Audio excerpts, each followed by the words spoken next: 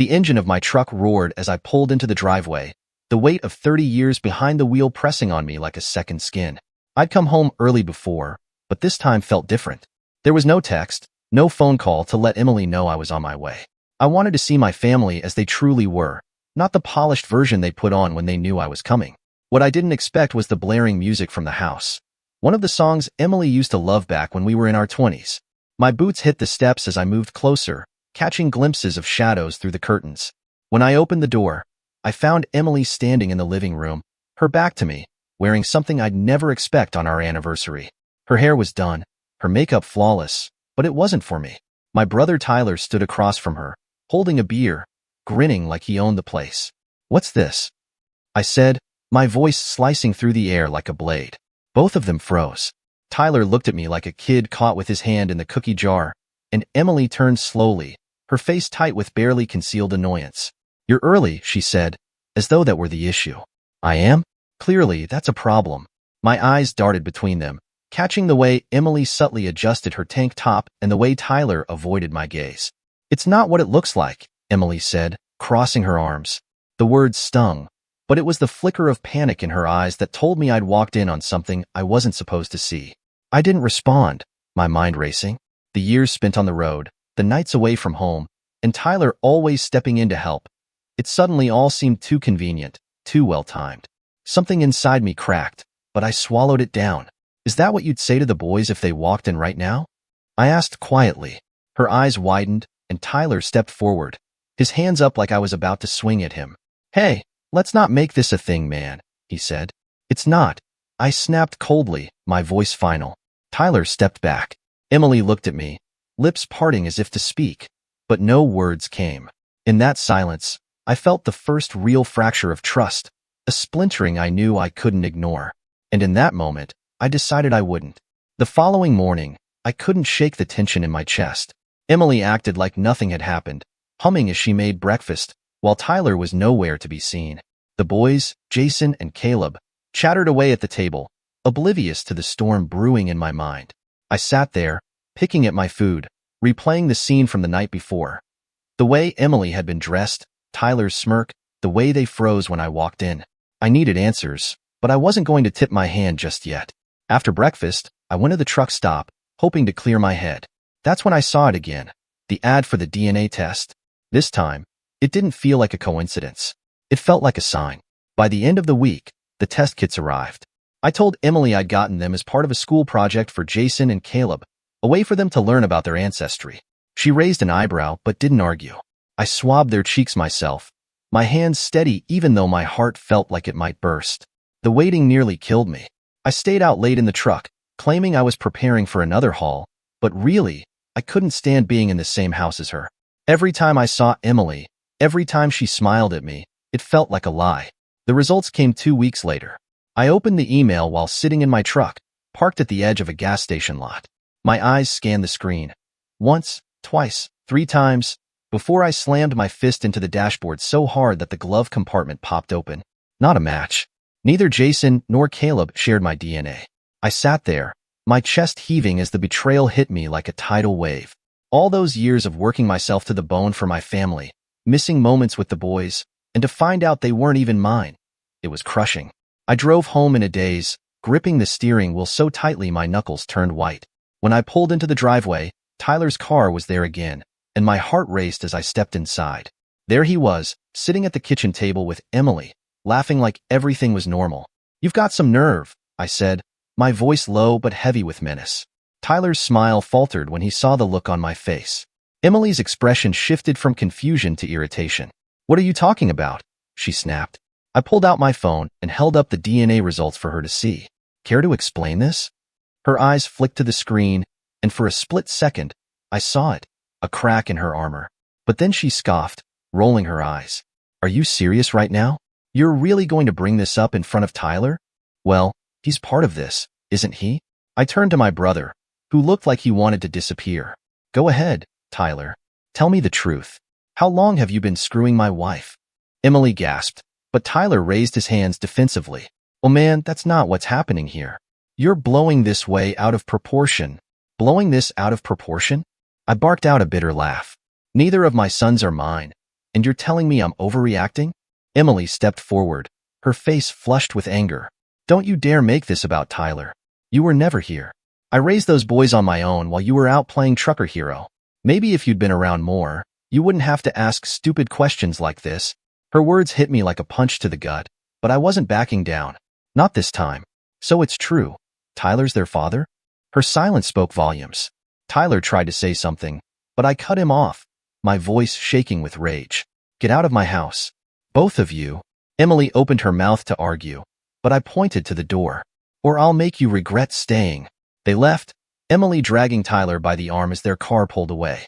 I stood in the doorway, staring at the spot where they had been, the weight of their betrayal pressing down on me. But this wasn't over. Not by a long shot.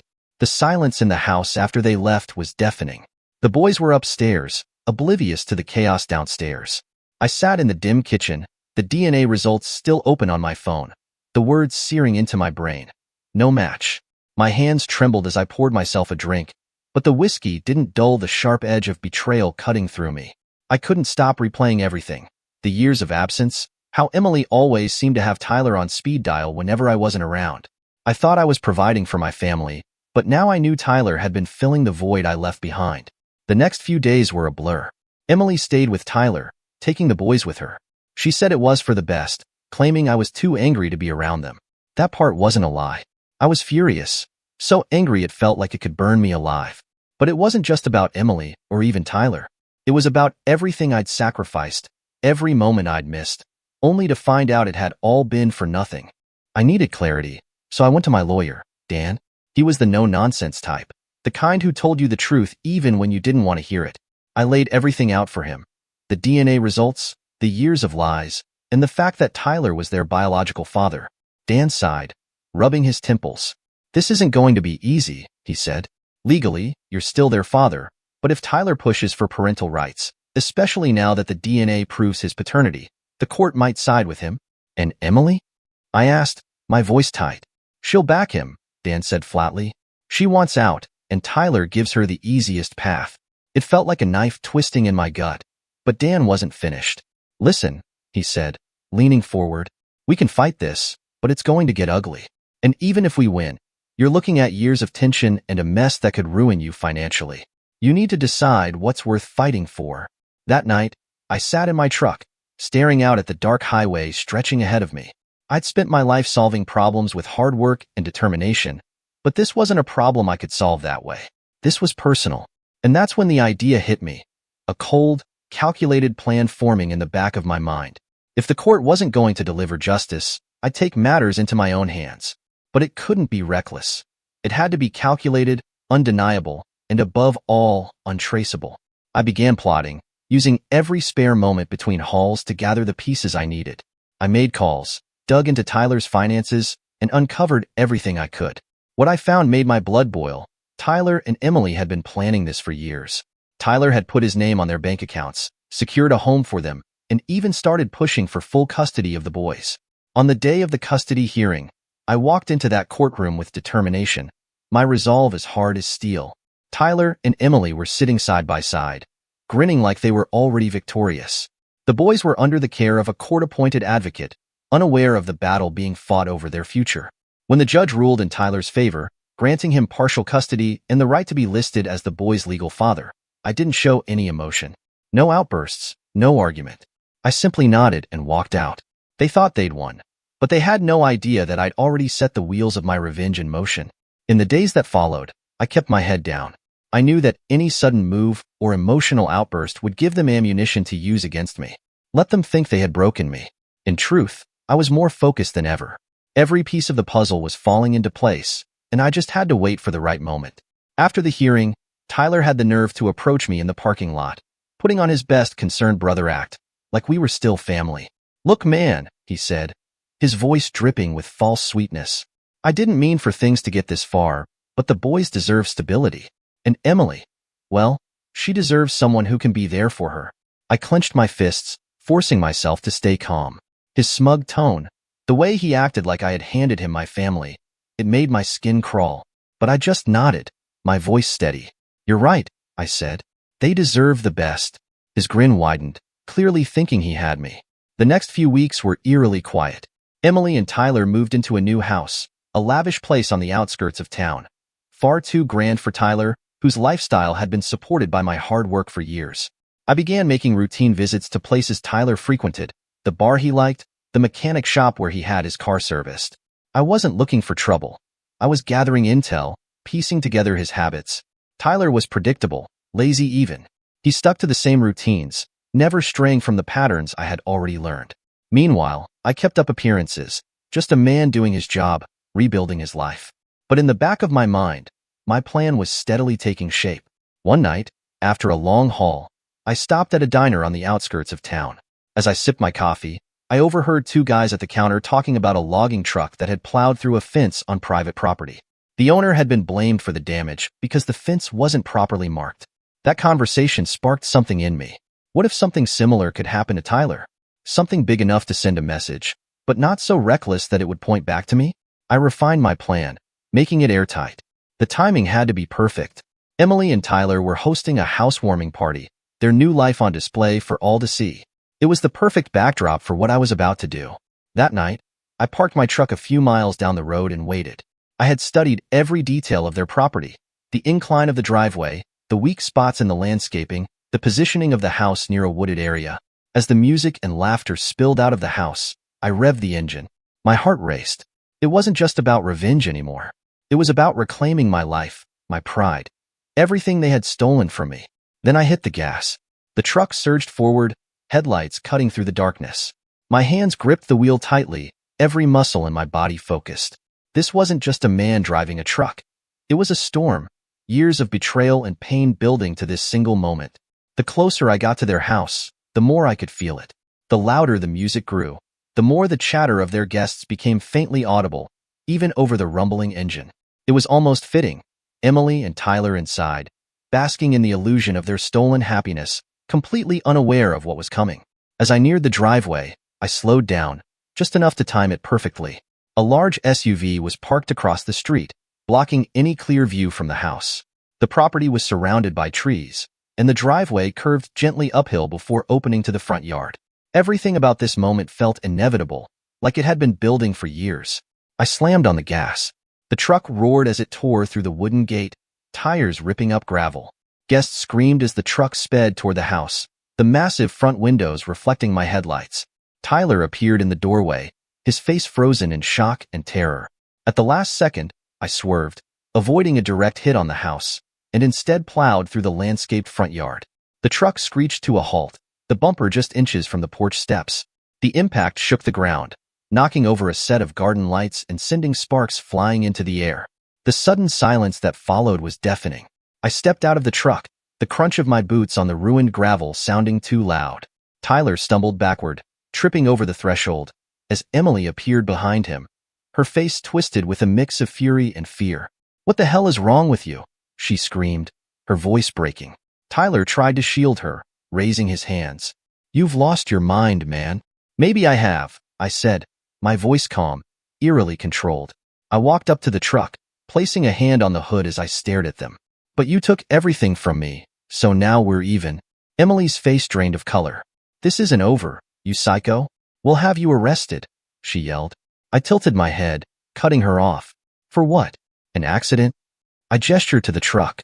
"I'm just a tired trucker who lost control on a bad turn. It happens, doesn't it?" Tyler's jaw clenched as his eyes flickered to the gathering crowd of stunned guests on the lawn. No one said a word. No one dared. I turned back to Emily, leaning in close enough to see the panic in her eyes. "This is what it feels like to have your life shattered, Emily. You can't fix this with lies or lawyers." I climbed back into the truck, the engine rumbling as I reversed out of the wreckage. As I glanced back at the house, at the broken yard, the shattered confidence on their faces, I realized it wasn't everything I had lost, but it was a start. Driving away into the night, I knew something for certain. They would never look at me the same way again. For the first time, I wasn't the man who sacrificed for them. I was the man who made them pay. The night after the incident, I parked my truck in its usual spot at the depot, wiping dirt and sweat from my hands. I had driven straight to my company's garage, where the minimal damage to the truck, thanks to my careful planning, was chalked up to a mishap during a late-night delivery. No questions asked. That's the beauty of a reputation built on reliability. People trust you even when they shouldn't. But the aftermath of my revenge wasn't as simple as leaving the wreckage behind. By the time I got home, my phone was blowing up with messages, frantic voicemails from Emily, Tyler's weak attempts to sound intimidating, and even a few calls from the sheriff's office. It didn't matter. I had covered my tracks too well for them to pin anything on me. The next day, I woke up to the sight of two sheriff's deputies standing at my front door. Their presence didn't shake me. I was ready for this. "Are you Roy Walker?" one of them asked, his tone brisk. "That's me," I said, leaning casually against the doorframe. "We've got some questions about an incident at your brother's place last night," one of the deputies said. "Witnesses reported seeing your truck on the property." I scratched my chin, feigning confusion. "Yeah, about that," I replied, putting on an innocent tone. "I was headed home from a run and must have missed a turn. The roads out there are pretty rough, you know." I stopped to check my GPS, but when I saw all those people, I realized I'd made a mistake and just got out of there. The deputies exchanged a look, their skepticism barely hidden. "Mind if we take a look at your truck?" the other one asked. "Go ahead," I said, stepping aside. They spent the next 20 minutes inspecting every inch of the vehicle. I'd made sure there was nothing incriminating, no debris, no visible damage, nothing that could link me to the destruction at Tyler's place. When they finally left, I exhaled slowly. I'd won the first round. The real victory came later that afternoon when I got a call from Dan. "I've got news," he said, his voice clipped. "The court's reviewing Tyler's custody agreement. Your little stunt rattled them enough to look into his finances and Emily's situation. Turns out Tyler's been hiding some debt, and Emily's job history isn't stable enough to guarantee a good home for the boys." I leaned back in my chair, the pieces of my plan falling into place. "What does that mean for me?" I asked. "It means the court might reconsider you as the boy's legal father," Dan said. "But you've got to play it straight from here on out. No more accidents." I smirked, knowing full well I had already achieved my goal. By the end of the week, Emily and Tyler were scrambling to fix the damage, not just to their yard, but to their perfect little facade. Meanwhile, I went about my life, focused and calculated. The world thought I was moving on, but in reality, I was just waiting for the next crack in their armor to show. The beauty of revenge wasn't just in the act. It was in watching the ripple effect, knowing that every move I made sent their world spiraling. The fallout from the night at Tyler's house spread quickly. Small-town gossip moves fast, and by the next morning, everyone knew about the accident. People whispered about how a truck had nearly flattened Tyler's perfect suburban dream. Though no one outright said it, they all knew it was me. Emily's lawyer filed for a restraining order, citing the incident as proof that I was a danger to her and the boys. I had expected that move. What they didn't expect was that I had already prepared my counterstrike. When the court hearing for the restraining order arrived, I walked in with my lawyer, Dan, carrying a thick folder of evidence. Emily sat across from us, flanked by Tyler, both of them looking smug, certain they had me cornered. The judge opened with the accusations against me. Reckless behavior, endangering my family, showing up unannounced. When it was my turn to speak, Dan stood and calmly placed the folder on the judge's bench. "These are financial records for Mr. Tyler Walker," Dan began, his voice steady. "They show a consistent pattern of unpaid debts, fraudulent loans, and a failed business venture that nearly left him bankrupt last year." Tyler's face drained of color. Dan continued, "And here are messages between Emily Walker and Tyler spanning over a decade. They suggest an ongoing affair during the marriage, as well as their plans to manipulate custody proceedings in their favor." Emily shot to her feet, her voice trembling with outrage. "That's a lie," she shouted. The judge slammed his gavel. "Sit down, Mrs. Walker." I stayed silent, letting Dan handle everything. He painted a clear picture. Emily and Tyler weren't the responsible parents they claimed to be. They were reckless, deceitful, and unfit to have custody of Jason and Caleb. By the end of the hearing, the judge didn't grant the restraining order. Instead, he ordered a deeper investigation into Tyler's finances and Emily's living situation. As we left the courtroom, Emily shot me a glare that could have melted steel. Tyler tried to keep his head down, but I caught the look of pure rage burning beneath the surface. "Enjoy the spotlight," I told them as I walked past.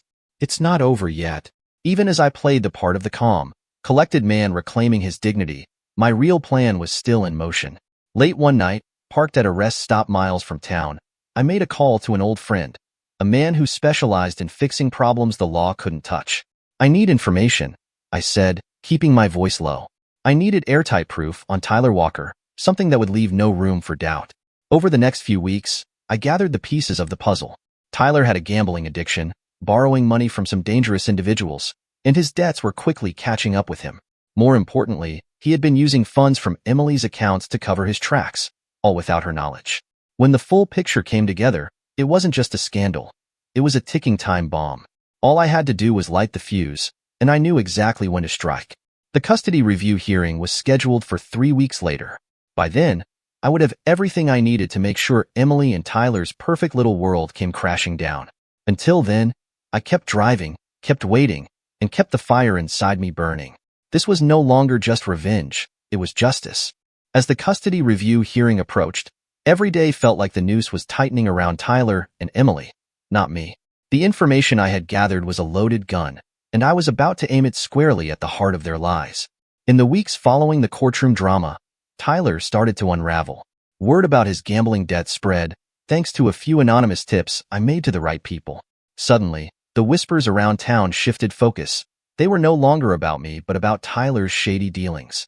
Emily, of course, had no idea what was really happening. She probably thought life was just throwing her one curveball after another. What she didn't know was that each curveball had my fingerprints all over it.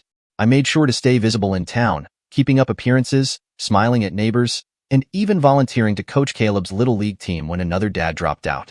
The kids didn't know anything about the custody battle or the DNA test.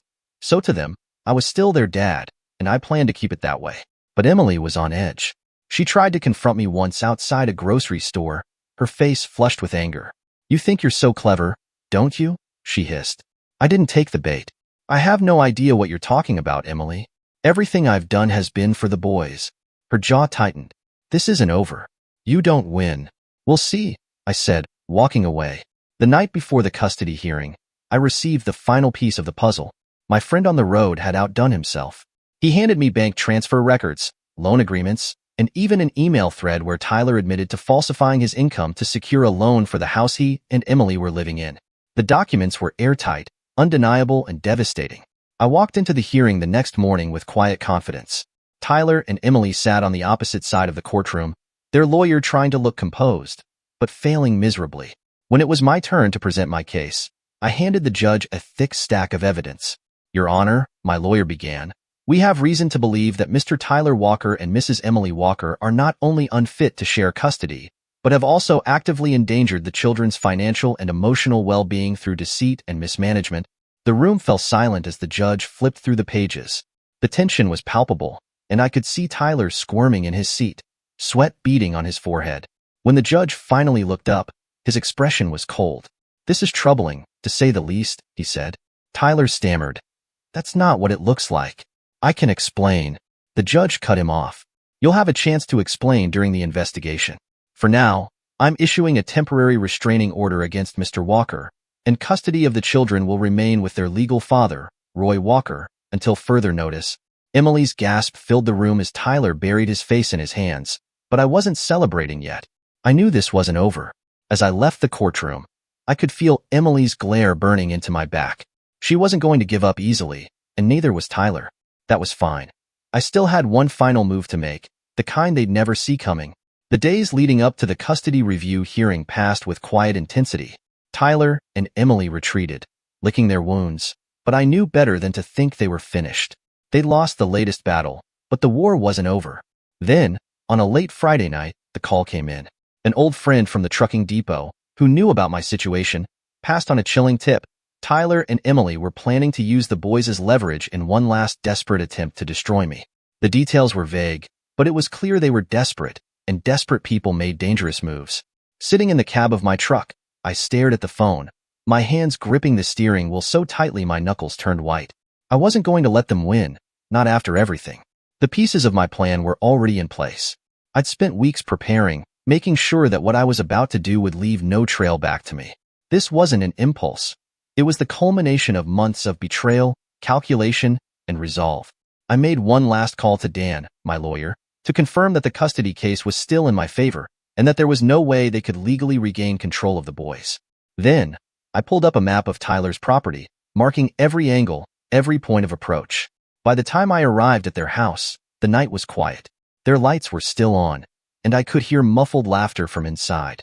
They were celebrating something, probably another scheme. I parked my truck a safe distance away and double-checked everything. The trajectory, the speed, the structural weaknesses I'd scoped out during earlier reconnaissance drives. If done right, it would look like a tragic accident, one that would leave them shaken but unscathed, while making it clear they were no longer untouchable. The plan wasn't just about revenge. It was about sending a message they'd never forget. I eased the truck into gear, my heart pounding, but my mind calm. Every turn of the wheel, every second ticking by, felt like stepping further into a moment I couldn't undo, but I wasn't turning back. As I approached the house, I saw Tyler through the large bay window, holding a drink and laughing with Emily. That image burned into my memory, the two of them carefree, basking in the comfort of a life built on my sacrifice. I floored the accelerator, and the truck roared to life, barreling through the driveway and crashing into the front yard. Lights flickered, screams echoed from inside, and the heavy front bumper collided with the porch, shattering the wood into splinters. I hit the brakes just in time to avoid destroying the entire house. Smoke billowed from the engine as I stepped out, my boots crunching on the gravel. Tyler stumbled out of the house, his face pale with shock, and Emily wasn't far behind, her voice a high-pitched scream of fury. "You're insane," she shrieked. "You'll go to jail for this." I didn't say a word. I walked slowly, deliberately, toward the edge of the property where a surveillance camera blinked silently at me. It wasn't mine. It was theirs. I made sure to turn toward it, raising my hand slightly as if to say, "Look at me. I'm unarmed. This isn't what it seems." Then, as if by sheer coincidence, I walked to the truck's cab and calmly retrieved the clipboard I had planted there earlier, filled with falsified delivery papers. The papers showed I had been making a delivery nearby and had experienced a mechanical failure with the brakes. I called 911 myself, reporting the incident as a horrible accident caused by a sudden loss of control. I made sure to sound shaken, but cooperative. When the deputies arrived, they examined the scene, my truck and the supposed mechanical failure.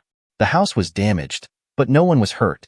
The officers took my statement, and Tyler tried to scream about how I'd done it on purpose. "Do you have proof?" one deputy asked flatly. Tyler froze.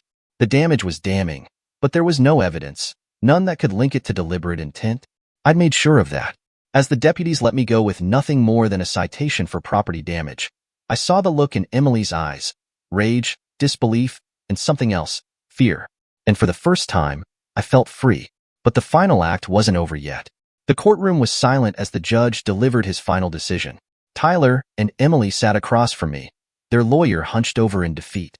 Every lie, every betrayal, and every desperate ploy they had used against me had crumbled under the weight of the truth. The investigation into Tyler's depths, Emily's deceit, and their toxic manipulation painted such a damning picture that even their lawyer had stopped trying to defend them. The judge's voice was steady, but his words hit hard. Full custody of Jason and Caleb was awarded to me. Emily and Tyler were restricted to supervised visitation, pending further review. I sat back, my hands steady on the table in front of me, feeling the tension in my chest finally ease. Tyler looked like a ghost, slumped in his seat, while Emily seethed with barely contained fury, her face twisted in the realization that the life she and Tyler had carefully built was falling apart, piece by piece. As we left the courtroom, Emily made one last attempt to corner me in the hallway. "This isn't over," she spat, her voice low and venomous. "You think you've won, but you've only delayed the inevitable." I looked her dead in the eye, my voice calm and steady. "It's over for you. The boys will never see the kind of people you and Tyler have become. That's my promise." She stood there, speechless, as I turned and walked away.